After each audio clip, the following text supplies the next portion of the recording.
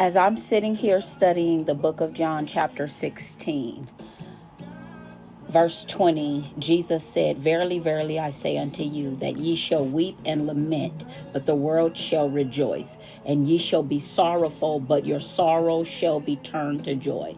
So when he says weep and lament, weep we know is crying. They shall mourn. They will mourn Jesus. Why are they mourning him? Because he died and he was dead 3 days. So in that time of them being sorrowful, the world, aka also the Jews, were rejoicing because to them they defeated Christ. But what it made me think about is, can you imagine what the disciples were going through those 3 days? Can you imagine shame that tried to come upon them those 3 days, because they still fully could not comprehend or understand what Jesus was saying when he spoke in parables before? They shall destroy this temple, but in 3 days I will build it up again. They still didn't comprehend that. Even when he was saying in this last gathering in John that I'm going to leave, I'll be gone for a while, I'll return just to leave again. Then he says, you will weep and lament. The world, the Jews, the Roman leaders, all those who oppose Christ will rejoice. In that time you will be sorrowful. Why were they sorrowful? Because this is who they served, who they followed. He was not only their rabbi, he was their Lord. And what it looked like was victory for them on the cross, not the disciples. It looked like in the natural, it looked like the enemy had won. But in the spirit, we knew that this had to happen in order for the blessings of God to happen or be passed down in our life.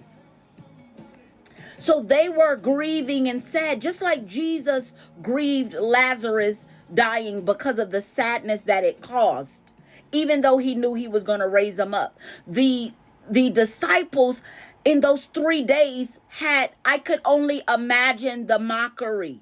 They do it today. The world does it today. Anytime us as Christians proclaim or declare something, oh, I thought this was going to happen. And yo, God, this. They love to mock Jesus. So could you imagine in those 3 days before Jesus rose from the dead, the sorrow, the shame, the hurt, the confusion that the disciples felt?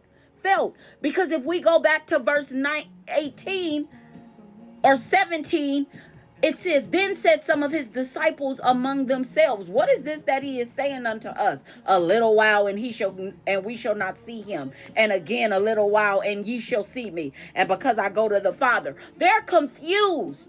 Then the next thing they know, Jesus is crucified and dead 3 days. They forgot about Lazarus. They forgot that Jesus did this before. They forgot that he said he'll go to the Father. So that means in order for him to go to the Father, for them to see him again and he go to the Father, that means he had to come again. See, they weren't really paying attention in the spirit. Sometimes that's what we do. We'll read the word of God and we won't study it. And then we miss key points when Jesus is speaking directly to us.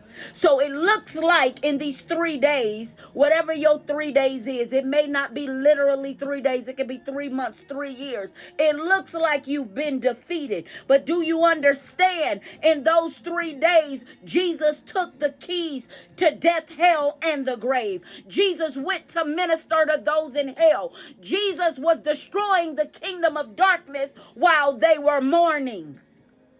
So you are so caught up on the 3 days that look dead, that look defeated, that look like you shall not come out, that you don't realize that in 3 days, Jesus destroyed the kingdom of darkness. And victory is now in our hands. So stop focusing on what it is right now and worry about what Jesus is doing behind the scenes. I could imagine how distraught the disciples were. Oh my God. To see the one that they walked with, the one that they learned from, the one that they left everything for to follow, seemed like he was defeated on the cross. But they didn't understand in the spirit the cross represented the beginning of victory for the believer.